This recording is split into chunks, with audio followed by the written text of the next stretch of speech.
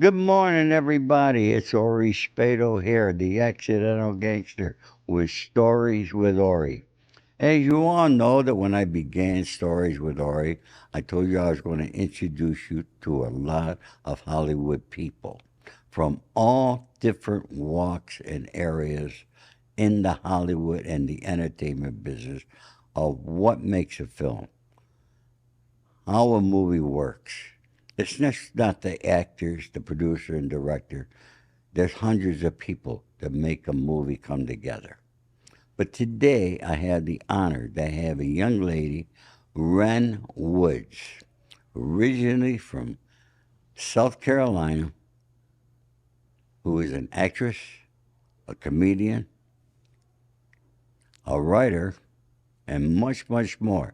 Wrenn, say good morning to everybody. Good How are you? morning. I'm doing well. Thanks for having me. It's so good to see you again. My pleasure, Wrenn. You know, Wrenn, you don't really know me, but back in the day in Hollywood, I'm the guy that protected a lot of young actors and actresses. When they came to town, there's people that promise them stuff, and all these fake producers, they just to try to get with a girl, say they'll put them in a movie, and Like a bodyguard or like Ray? they would try to pick you up, saying they're a producer, they're going to put you in a movie just to take you to bed. Yeah, but your job, your role is like, My role was to make these guys leave Los Angeles. And where were you when I was 22? I left many. I made many. I have had people close offices on Hollywood and Sunset Boulevard, and I gave them a choice: stay here, and only one thing's going to happen to you. But if you want to survive, leave town. But you're not going to rob these young people Well, because, these people, folks, that you don't understand, they come from all over the world to come to make it in Hollywood. It's not an easy. These people, a lot of them come with their shirts on their back, and they don't have a lot. Okay, this is their dream. You have no idea how hard these people need to work. I know one story. A lady who was a friend of mine. I mean, she had to sell her blood in order to be able to get a meal. she actually sold her blood? Sold her blood. Back in the day, you could sell your blood. Like a transfusion situation? Yeah, Oh, they do that where they take your plasma. That's what it's called. right. Oh, yes. I know a Yeah. couple people who have done that. Yeah, and so How much money do you get for something like that? enough for a meal. Just one meal? Yeah. All right, that's not enough for me to do that, I don't think. No. I would pass out. I don't like needles. I'll pass out. So, folks, Wren is actively working, and she got a lot of things that she's doing. In addition to all that okay, she's been helping a lot of people who have drug and alcohol problems. And I have to commend her for that because that's another very difficult job because myself, I tried helping somebody. It was a girlfriend that I had for 12 years who I couldn't help her. She didn't eventually Nobody. get sober? She ended up dying in Palm Springs, California. So, folks, anybody could help people. That's what I do as a reformed gangster. I help people try to become better. And Wren's doing the same thing. But, Wren, tell us about where you were born, what got you into being what you want to be today. Well, I'm from South Carolina. As I told you, I grew up in a little town called Rock Hill. It's right outside of Charlotte. My family lives on a farm now. I didn't grow up on a farm. My dad had a midlife crisis, and he's like, "I'm buying a farm."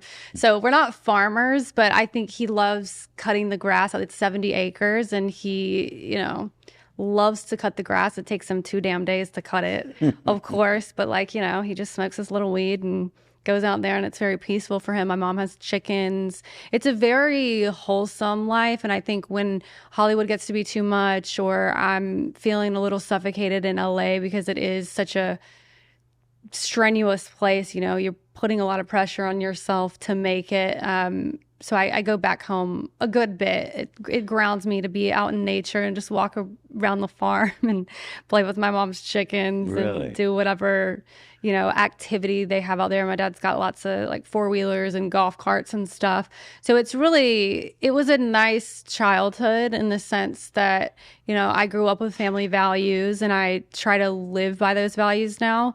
You mentioned things, people saying like not nice stuff to women in Hollywood or propositioning them for different stuff. And I think nowadays it's gotten a lot better because I think a lot of people are afraid, but it's Oh, definitely still happening. And you're not, just because you do have values and you carry yourself as a person who doesn't invite that kind of energy into your life, it can very much still happen to you. But I feel very safe with you here, knowing that you would beat someone with a bat if they proposition me on the casting couch. yeah, that wouldn't You happen. can't legally carry a gun, but you can carry a baseball bat, right? I'm going to tell you something. I resolved more problems, and every problem I ever resolved was not, I never needed a gun. I love that. But I have the ability to be able to talk and make people understand things in the way that I think they should understand them. I love that. It's very peaceful. Yeah. I mean, there was the famous motto, it's in my book, you can read about it, how I found the stalker. You found her stalker, I found her stalker. like with FBI investigative skills, or you just sat outside of her house until he came? I investigate better than the FBI. I learned from the FBI I don't doubt it. on how the FBI investigated me. So I learned from them. Okay. You, And I got private investigators and I got people on the streets. you seem like a guy who has people, who knows people. You got a guy for everything. Right somewhere, anywhere, and anywhere in the world. Yes. That's a kind of a very Southern trait. Like my dad has a guy for everything. So I think I don't know, it's very similar cultures. Although, I don't know, I can't really compare Southern culture to mob culture. Yeah. But So tell me, by the way, the FBI called me on my cell phone once when I was in college. No, for what? Oh yeah, I was in college. I think I was maybe a freshman or sophomore in college, and of course, they were like, "Is this Wrenn Woods?" I said, "Yes." Can I ask who's calling? And he's like, this is such and such with the Federal Bureau of Investigation. I thought it was a prank call, so I was like, who the fuck is this? Like, cut the shit. And he was like, "Ma'am, I need to get in touch with your parents." And I, of course, was like, "Oh my God, what has my dad done? What has my mom done? Like, what kind of like secret life are they living that I don't know about?" I mean, every possible scenario was going through my head. I was freaking out. And so I'm calling my parents. They're not answering. I call the guy back. Like, I can't get a hold of my parents. I don't know where they are. Can you just tell me what's going on? And he was very vague with me. And it was like, well, legally, I can't do that. And so eventually, like 2 or 3 hours later, I finally get in touch with my parents. They'd been at my lake house. They were doing yard work and not paying attention to their phones. The guy had both of my younger brothers detained because they had, those airsoft guns that they're not real guns, but they're fake, but they kind of look like AK-47s and they shoot like little pellets and, young boys use them and they play with each other. How old were they? And How old were your they brothers? were, I think, 12 and 14 Oh maybe. man, they were And young. they were so young. And what they were doing is they were shooting each other and their friends, and they were running all over the neighborhood. And there was a public elementary school nearby. So these fucking idiots get on the rooftop of a public elementary school and they're shooting each other with their guns. And some guy was walking by with his dog and saw them on the roof and just saw like a child with a gun on a public elementary. Of course, he called the fucking police. And so, the SWAT team shows up, FBI, like everyone. And eventually, they realized that they were fake guns and they were just messing around, Why little would boys. the But FBI show up? It sounds like it's I don't know. I just remember this man called me on my cell phone and I was freaking out because I had never been arrested or anything. Like, I kind of followed the rules in high school. I mean, I was buck wild partying and drinking and doing drugs and stuff, but I never like did anything insane. So I was like, oh my God, I thought it was like the worst thing in the world. But yeah, it was quite a day. Well, let's talk about life in Hollywood, okay? Because that's what the people are very interested. Hollywood people, Mm-hmm. all right? Now, how did you, when you first came to town, uh, was it tough for you? What kind of problem? What was the toughest situation as you wanted to be an actress first? Right. Okay, so So yeah, so okay, I guess I'll start from the beginning. I moved out here to become an actress. I didn't know a single person here, like not one person. So I had interned here during college for a production company, and I reached out to someone that I knew from my internship, and he was looking for an assistant. He was a literary manager. So I became his assistant when I moved here and worked at this management company and met people, other assistants at the different agencies and studios. And my boss at the time, I ended up working for another lady who came over after my first boss, and she gave me her credit card, and she was like, you need to take every single assistant that you meet out to drinks. She's like, you can put it on the company card, do it, meet all these people. And so I took her advice, and I met hundreds of people by just asking them to go to drinks with me. And they were other assistants like me, so they didn't have any money either. I mean, I think I made like $400 a week at my first job. It was like nothing. And so I did that. I met all these people. And I mean, some of those people I still, they're part of my larger network of people. I did that. And then eventually, after a couple years of having that job at the management company, it was very tough. But that's really like what taught me about the business. Working at an agency, I would say anyone who comes to LA, if you don't want to be an actor or performer, work at an agency or a management company, because you really see the inner workings of how everything is done. And that's where I was reading, 10 or so scripts per day. So I really got to be able to tell the difference between really good writing and really shitty writing.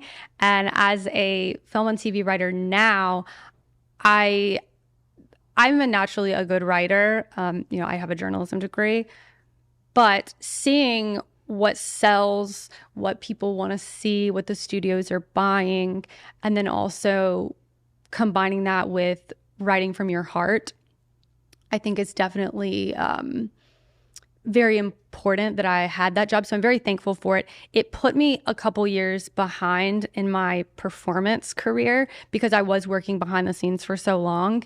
And, my friends that were working restaurant jobs and other various side right. jobs, like they definitely got themselves on shows a lot quicker than I did.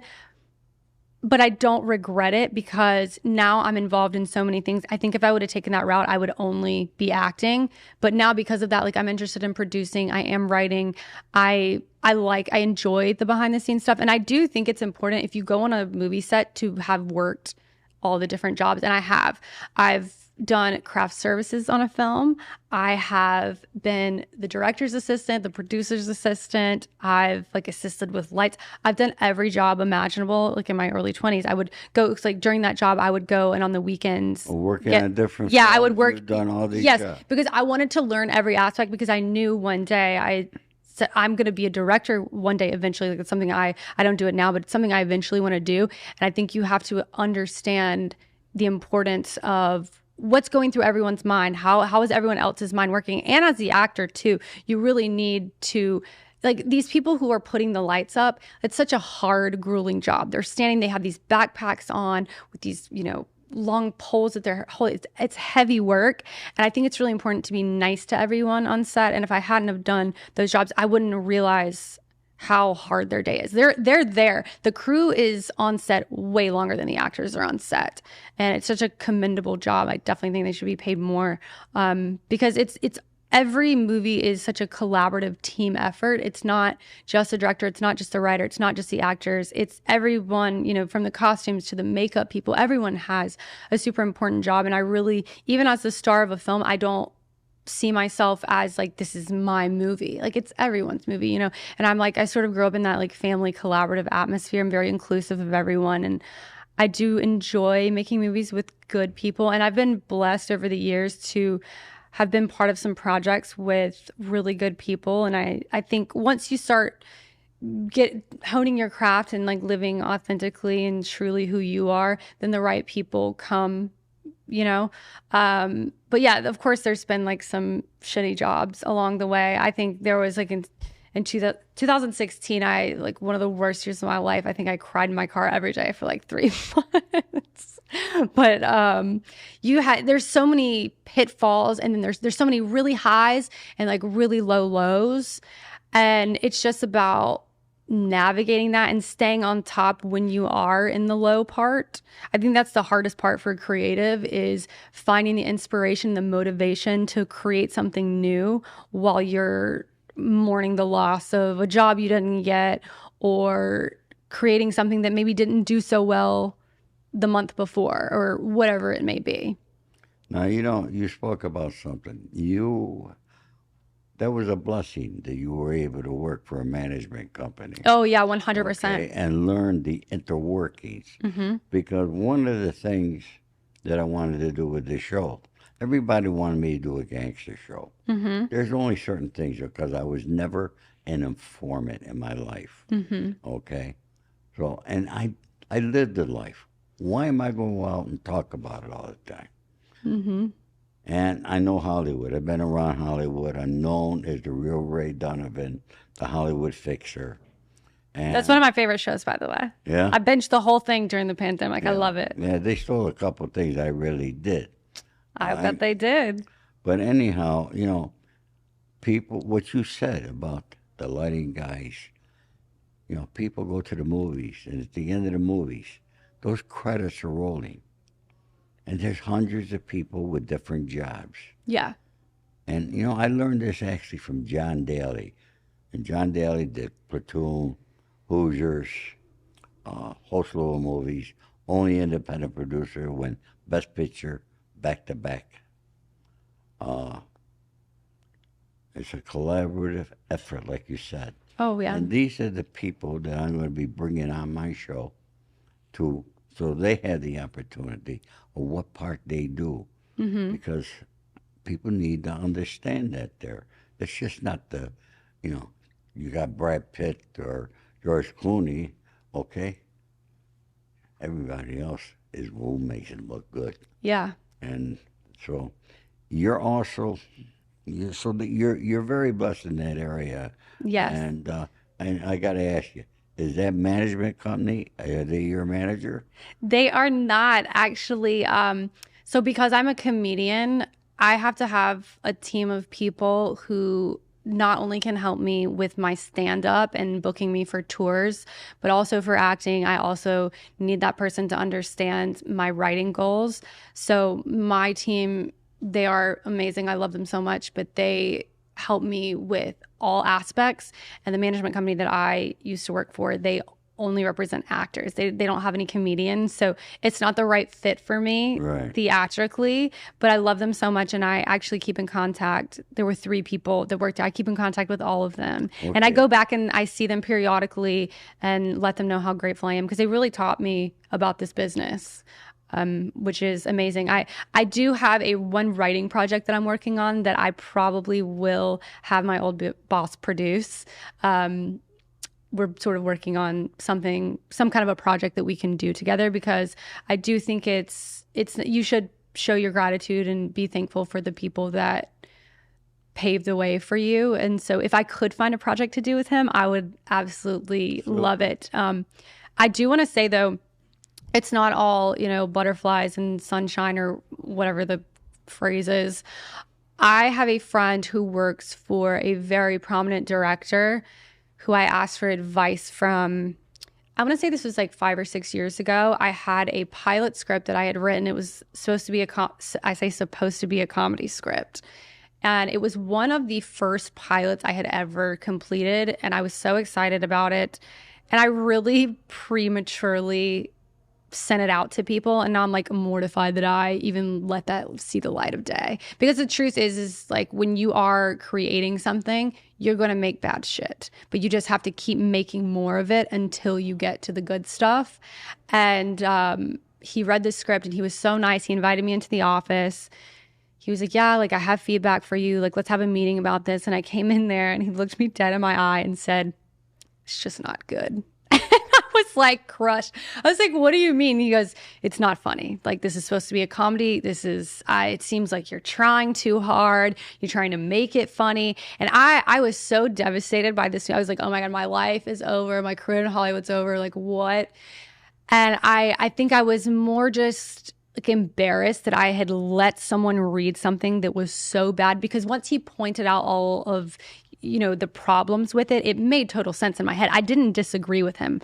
I instantly felt, okay, this guy knows what he's talking about. He's right. How could I, a good writer, have written something so bad? And it was just that I was inexperienced with story structure and building characters. And so his advice to me, he said, the only advice I have to you is to write from the heart. That was his only advice to me. He said, write from the heart and write what you know. And so since then, that's all I do. And it was life-changing advice for me, because I think I was so afraid Has to. your writing improved since then? Oh, yeah. It's like a 180. It's completely different now, just from that one piece of advice. And that's a person that I will be thanking. I think he changed my life, essentially. That it seems like such a simple thing to tell someone, to write and create from the heart.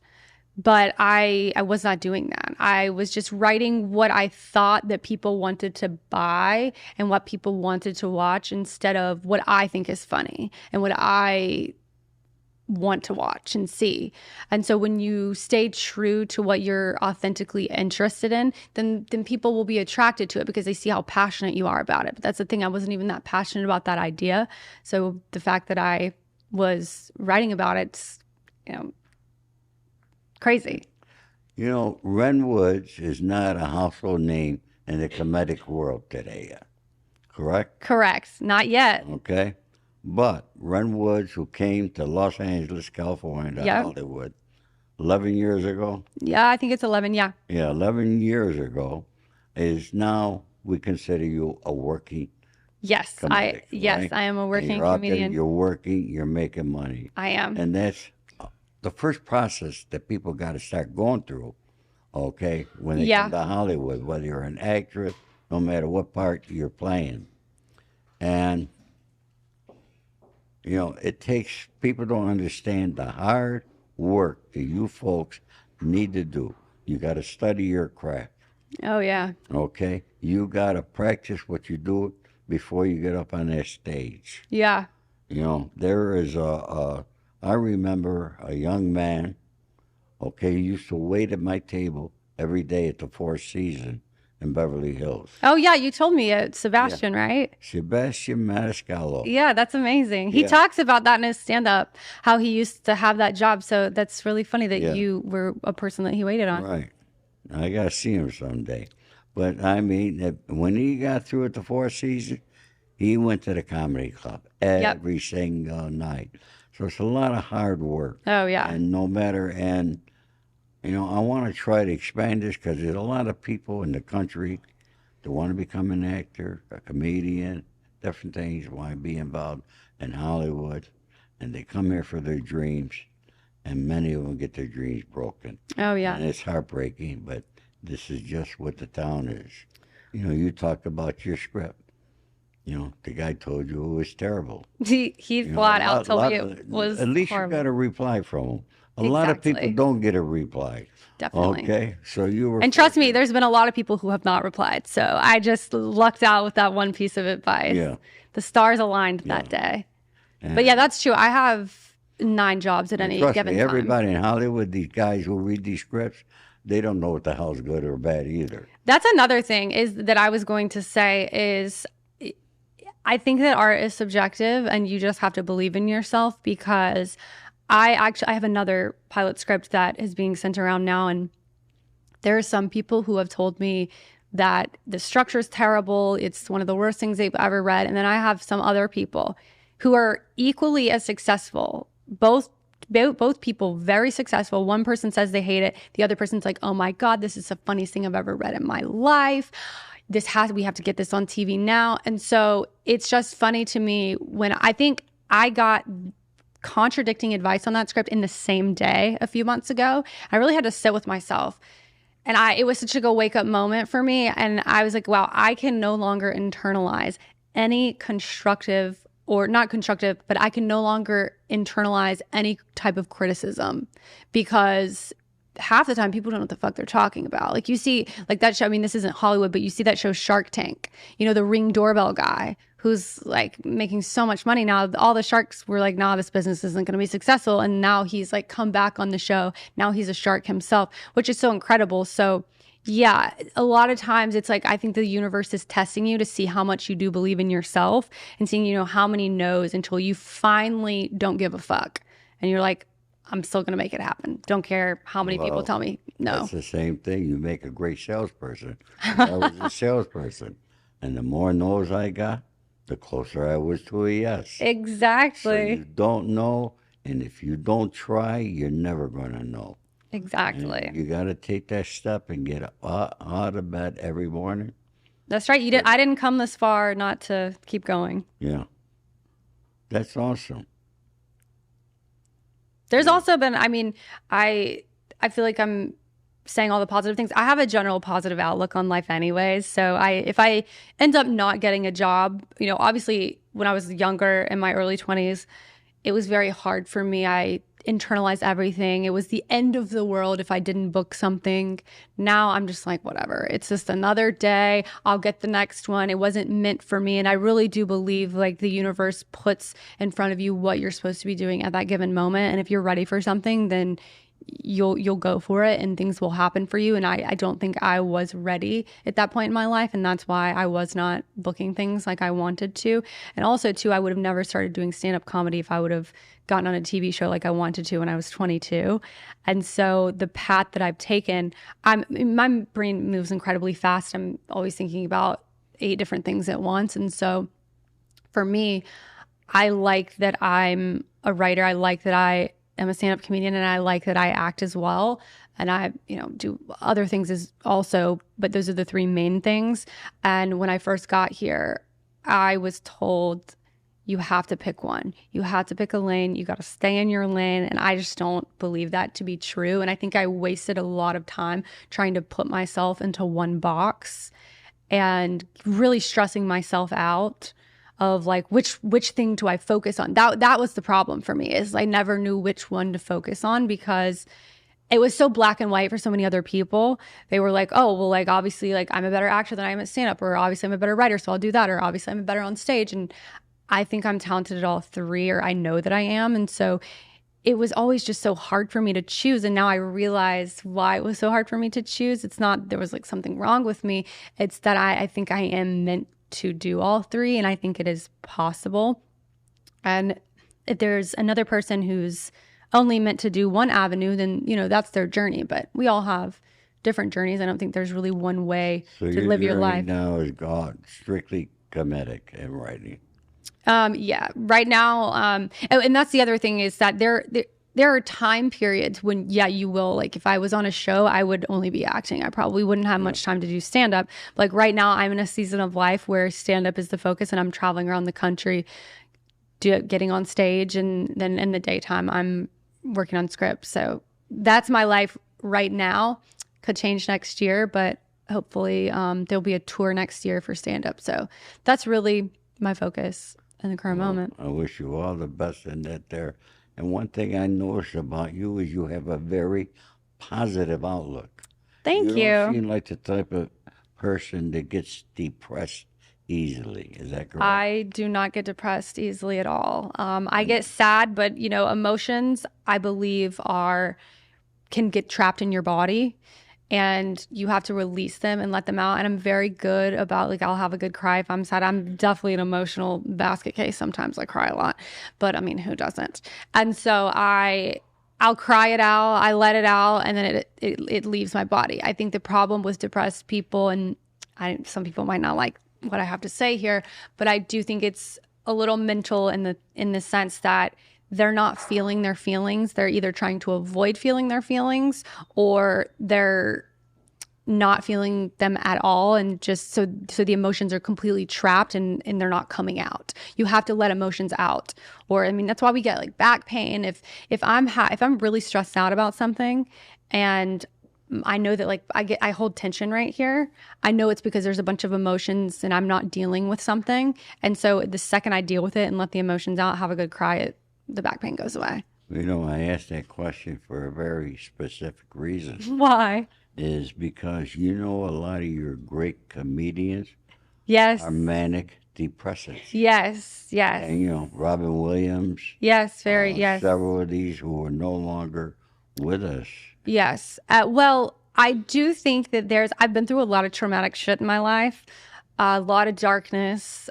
And my whole thing is that I can't really control what happens to me. I can't control negative people, and that's just something out of my control. So I can either do something about the way that I feel, or I can continue to be upset about it, depressed, and have a victim mentality and be like, why is this happening to me? Why did this person do this horrible thing to me? But instead, I choose to take responsibility for myself. And in doing so, that means you have to change your outlook sometimes. And so right. I always say, like, there could literally be a tornado happening around me and it wouldn't even fucking faze me. I would just be like, all right, whatever. It's really brought such a calmness to me. Being able to, like, I'm at peace with myself. I know who I am, know where I'm going, what I want to do, and I'm actualizing my dreams. And I think there's a peace with that in my mind that wasn't there a few years ago. And I don't really know if it like takes trauma to like get to that place or it's just seeing shit in life. But I am grateful that I am in that place now. After so many years of overthinking, thinking it was the end of the world if one little thing. I mean, I'm talking like someone would cut me off in traffic and I would like have a fucking heart attack.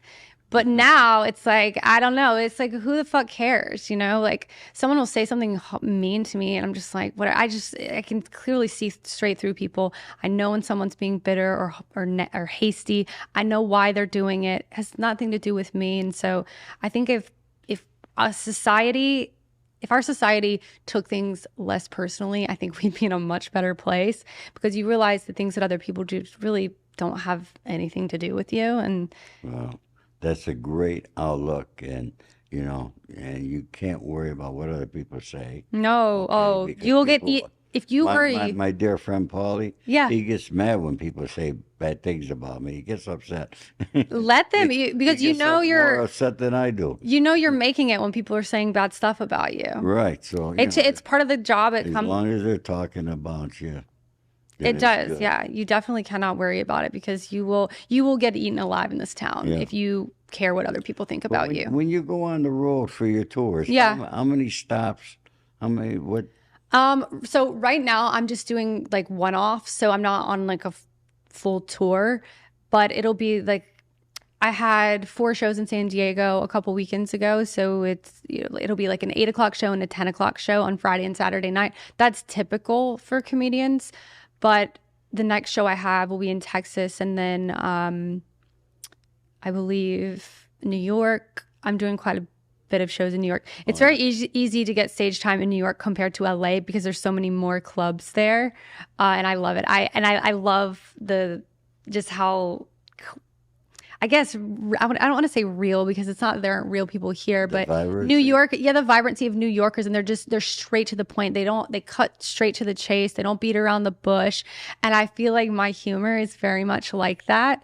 And so I love the people there. I love it. Now, if I wanted to see your comedy, can I see that on YouTube or someplace? So I don't actually have any clips, or maybe some of the clubs have posted them, but I don't put my material online. My manager's trying to get me to do that right now, but it's hard because I don't like putting my material out there because I get in my head about if someone comes to a show and they've already seen the bit and I'm doing the bit, they're going to be like disappointed that they already saw it on the internet. So I'm working on now posting crowd work where it's not really my material and I'm just having an interaction with an audience member. So people don't get disappointed when they come to shows and hear the same joke. I think a lot of people work like that where they don't post material until it's like a special and then they retire that hour of material and then they move on to the next one. So I'm still kind of playing around with what's the best thing for me to post. I'm terrible with the internet. The internet drives me crazy. I sometimes forget I even have a cell phone.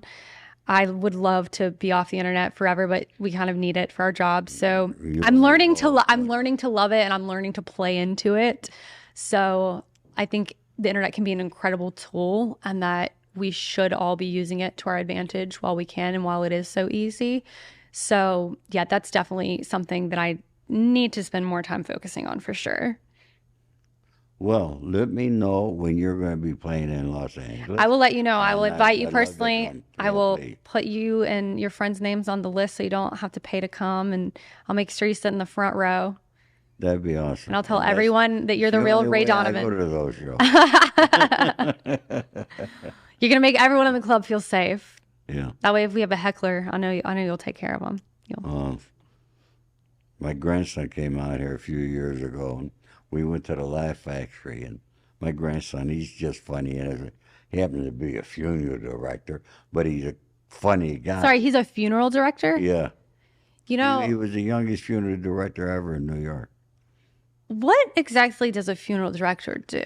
Oh, he picks up bodies. They got to do all the stuff before they put them on display. He's known as fixing the bodies up, making them look Oh, really like good. putting makeup on them and stuff. Yeah, he's Yeah, you hear like all the Southerners, like we gossip, Southern ladies sitting on the front porch drinking Chardonnay, love to gossip. And you hear the women talking about like, oh, he looks so bloody, he didn't even look like himself with the open casket. Like my worst fear is that like I'm going to have an open casket at my death and people are going to say that I didn't look like myself or I looked bloated for Christ's sake. Like, no, thank you. Like close the fucking casket if I'm bloated at all, Or like they put like, blue eyeshadow on me. Like I didn't ever wear blue eyeshadow. It's like, who's in charge of that?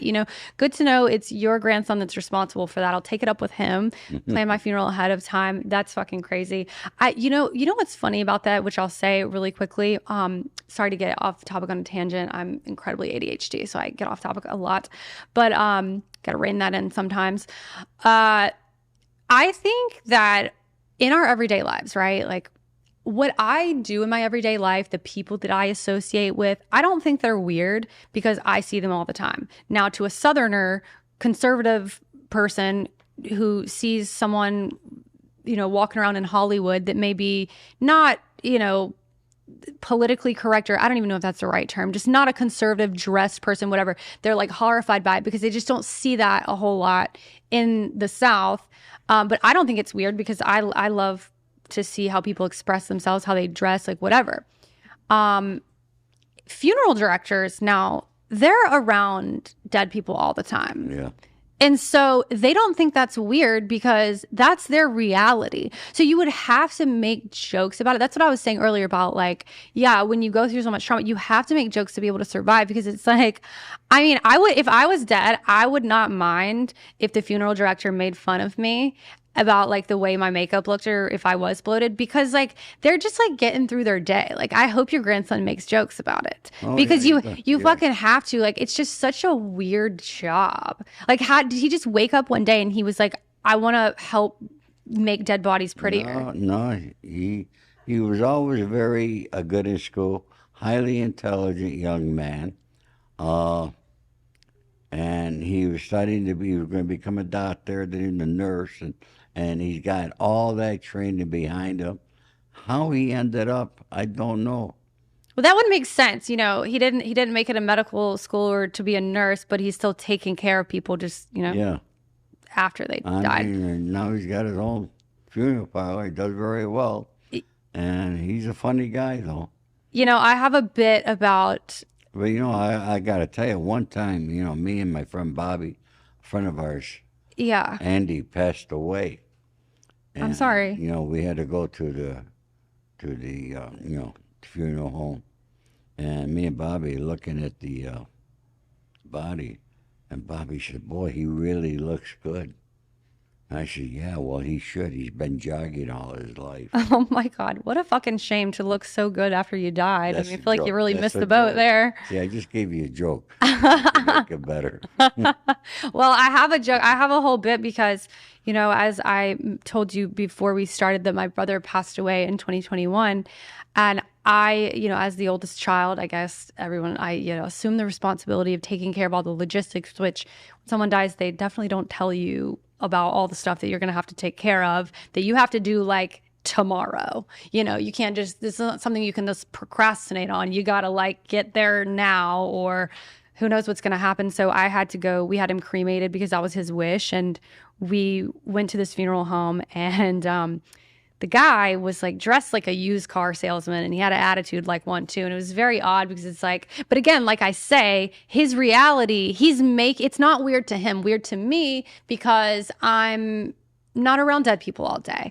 And so I go there, and he's like, you must be Harper's a family member. And I don't know why he had a Southern accent. I don't know why I'm doing that. This was in California, but he just was very kitschy. And he like hands me the box, but he kind of like throws it at me. And I like, caught it like this. And I was like horrified because, it was like right after it happened. Yeah, I could have threw it to me. And it was very heavy. And he goes, hefty boy there. Would he play football or something? Athlete, big bone guy. And I was like, oh my God, is this guy like trying to make a joke? Like what is he doing? And so then he takes the second box. He like takes the box from me, and he like kind of throws a second box at me. And I like catch it, and it's much lighter. And he's like, 75-year-old woman, frail, thin as bones. And I was like, oh my God. And so then he takes that box from me, and he throws me a third box. And it was significantly lighter than the other two. And I'm like, God, please don't let this be. Please don't let this be. He goes, cat, little baby kitten. Can you believe that? Compared to how heavy he was. And I was like, oh my God. And so I get back in the car, and I'm like telling my boyfriend and my other brother about what just fucking happened. And I just start bursting out into laughter because at what was such a sad time, I was like, here's this like clown ass guy who's like throwing me cremated boxes of ashes like a fucking used car salesman. And I'm supposed to like guess, how much each one weighs. And now I just like imagine this guy. He's like, hey, Joe, like, well, this it's going to be a 300-pounder. How much you think this one's going to weigh? I just imagine these guys like sitting around, like kind of like taking bets on how much he's just going to weigh. And it's such like a morbid fucking thing. And people will probably get offended by me talking about this. I don't care. This man is around dead bodies all day. And if he wants to make jokes about it to fucking survive that, like, good for him. And that's the thing is like, I've told this story to people before, and they're like, you like, that's horrifying. I can't believe he disrespected you like that. And I just didn't see it like that. Again, because I have a positive outlook on life. But yeah. I saw it as like, I think this guy like was trying to cheer me up. Very fucking weird way of doing so. But it did in like the weirdest kind of way. And so like my point is that like I could have been offended by it, but I chose not to, because who am I to like stomp on this guy's parade of laughing at his circumstances? I mean, I can't imagine that that's a uplifting place to go to work every day. I don't think I would survive that. I could never work in a place like that. Kudos to your grandson for being able to do that, but I hope he's able to make jokes. Yeah, he does. You seem a little horrified at that story I just told. No, I'm not horrified at all. No, I was thinking another story.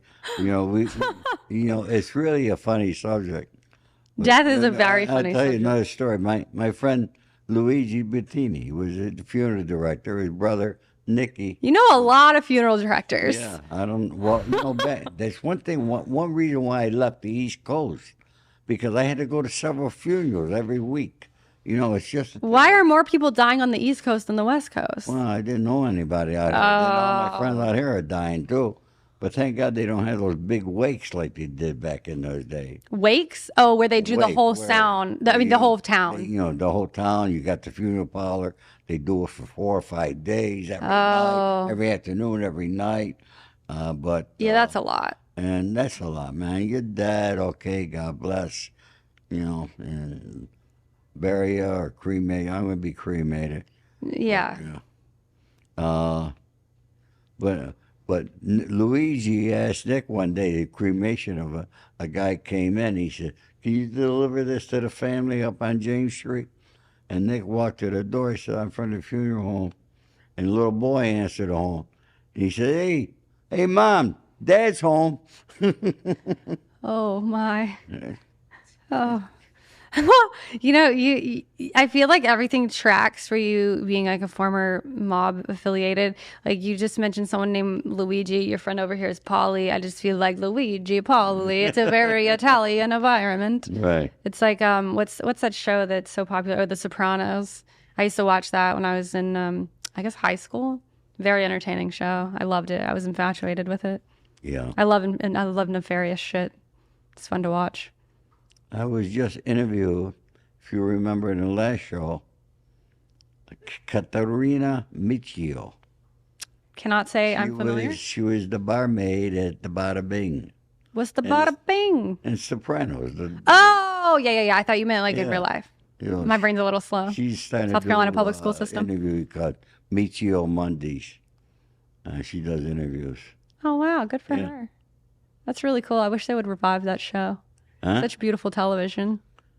I love like family oriented. I love the way the Italians do things. Like I think I wish I was Italian sometimes because I love how they do like the big dinners with the spaghetti, and I love how the mom's like, "No, you eat some more. Did you eat enough? Like let's eat some more." I lived with an Italian guy for I believe it was like 4 years. We lived together, like just a friend, just like a male roommate, and he actually, funny enough, introduced me to my boyfriend now that I've been with for 3.5 years, but he was Italian, this guy that I lived with, and it was so fun living together with an Italian person because it's just so family oriented, which I feel like Italians and Southerners are similar in the sense. So like earlier when I was saying that like mob affiliation in Southerner, like what I meant was the Italian aspect of it. I didn't mean the mob aspect of it because it's so family oriented and you really love each other. And I feel like Italians have such big hearts, you know? And I just love how they get together. You have so many friends, such a community. You feel like you belong, you know? Yeah. I love that. I think people, we're all just trying to belong somewhere. And it's very easy for Italians to know where they belong. I think that's why Sebastian does bits where his family like doesn't believe in therapy and they're so tough on everybody. And I think that the reason why Italian parents can be tougher on kids is because they give a sense of community. They provide that. And so you already have a sense of belonging. And so it's a lot easier to like take shit from someone and not let it affect you because you already have that sense of belonging. I think that when you're getting all these criticisms, you're tend to be more sensitive about it when you don't have a sense of belonging anywhere. Does that make sense? Makes sense. But like you said earlier, people can't take criticism today. Yeah, they're And weak. More people need to bully their kids. My parents bullied the shit out of me. You mentioned the Southern and Italians get along well. Yeah. And I think one of the reasons Southerners they believe in respect and loyalty and honor and things like that there. Definitely. And big on loyalty. So, and that's, what I try to teach people, and that's what I live. My father taught me it. It's how I live my life, and always tell the truth. I tell the truth sometimes. I hurt people by telling the truth. Yeah, but it hurts so much worse if you don't tell the truth because later they're going to find out that you didn't tell the truth and then it's going to be worse.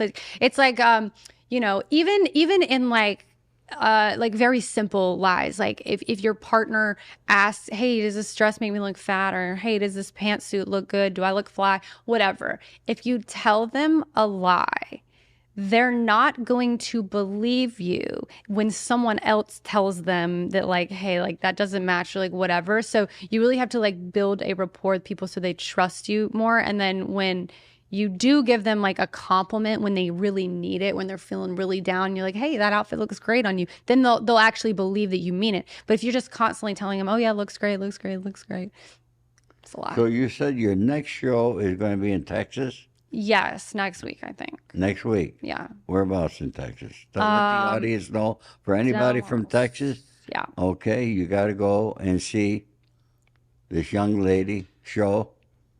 I will provide Wrenn entertainment. Woods. Entertainment is promised. Huh?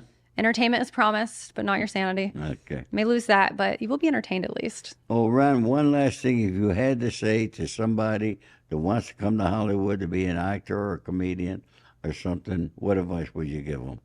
Oh, God. I guess the old saying, don't get too big for your britches. You ever heard that one? Yeah. That really, my grandmother used to say that relentlessly. And so does my mom. She says it now too. And now I'm saying it. Yeah, you do turn into your mother Now, for see sure. that there? That's awesome. From the grandmother to the mother to the daughter. Never forget where you came from. I think when you first move here, it's very easy to get caught up in wanting to be someone who you're not, and you're not even doing it intentionally. You're just trying to fucking survive and make a name for yourself. When you actually go within and really figure out who you are and get acquainted with your roots, that sometimes is what speaks to people. And I think when I first moved here, a couple people made fun of my Southern accent, and they were important. You know, I say important, I just mean they were someone that could have given me a job. When I say important, I don't know how in the grand scheme of important, what does important really even mean? A real Southern accent. Well, it's because I can do so many other accents. It does come out, but I think I lost it sort of on purpose when I first moved here, because I was like, oh my God, they think I'm silly. They think I'm stupid. But the thing is that being Southern makes me who I am. It's a part of my culture, my heritage. It's really, I am a Southern woman, despite having lived in California for 10 years. And it is a big part of who I am. It's a part of my whole stand-up. I mean, I talk about being Southern. And really when I started leaning into that, I started to feel like more myself again. And that's my advice, is just be who you really are and don't forget where you came from, because sometimes where you came from can make you a lot of fucking money, you know? That's right. And so anyways, those people who told me to lose my accent, they can screw off, and hope they're doing horribly. No, I'm kidding. I hope they're doing well. But I really, like, that was something that I was like embarrassed about when I first got here. And I used to say yes, ma'am, and no, ma'am. And, you know, now, and I sort of stopped doing all those things. And now I am as Southern as can be. You know, I'll write people handwritten thank you notes. I definitely am true to my roots now, having, you know, gotten a little bit older. Now I understand. And, the whole, like, don't get too big for your britches thing. It's like, doesn't matter how much money you're making, doesn't matter how famous you are, you're still a fucking human being, so act like one. And you're not any more important than anybody. That's why I like, kind of when I said important person, it's like, what does important really even mean? Like, you're important to your own world. I'm important to my own world. Everyone behind the camera here, they're all important to their own worlds. Like, we're not any more important than any one person just because you have a title behind your name, just because you've achieved something that another person hasn't yet achieved. And if I've accomplished more than you, I'm not better than you. I think that we can all win in this world, and you don't need to act like you're too cool for anything. And I find that if someone is acting like they're too cool or too good for you or too good to have a conversation, usually it stems from insecurity, and they're not comfortable with who they are as a person. And the most confident people, the kindest people that are have, you know, achieved extreme success, like, usually those people are pretty confident with themselves, and they are very kind. It's the people who are still trying, they haven't really established anything yet, that are not as nice. And so when I first moved here, I remember I had another boss tell me that when an actress comes into her office and they're nice, that she knows they'll never make it. And I sort of like I was like, what does that mean? And I think that there's a difference. Repeat that. If she said, if an actress comes in here to meet with me and wants me to manage her and she's nice, I know she's never going to make it. And what she meant to, what I took from that is like, okay, there is a difference in being nice and kind. You should not be too nice, correct? Because that means people can walk all over you. They take advantage of you. That part's correct. But you can still be kind. You can do kind gestures for other people. You can help people out when they need it. There is a very fine line between nice and kind that I think some people like get mixed up. And it's very important to be kind, doesn't really matter if you're nice or not, because I think that, and that woman did not mean that. She meant like all of the above. She meant that like you got to be a total bitch to succeed in this world. And I definitely disagree with that. I think that you can still be a good person and make it. You're absolutely right. And you know, that's very interesting. Somebody, if you're too, there is a saying, some people are too nice, you know, but you're never too nice because, you know, in this world today, we live in a divided country. What's going on in the world is horrible. And it's all because people, they're not being kind, they're not being nice, and everybody wants to find fault. Right. I don't say nothing bad about anybody. If I wanted to, I got a million people I could say something. I don't. I wish them all the Exactly. best. Exactly. You know, Exactly. but No, you have to. You have to. so you know, you're an awesome guest. I want to thank you so much for coming here. Yeah. Well, thank you so much for You having know, me. and you got a lot to be able to teach people in today's world. Hopefully someday we'll have you back here. Well, thank you, Ori. And I want to thank everybody listening. Please subscribe to my YouTube, leave a comment, and watch out for this young lady. She'll be at a comedy club near you soon. That's right. Thank you, everybody. Have a good day.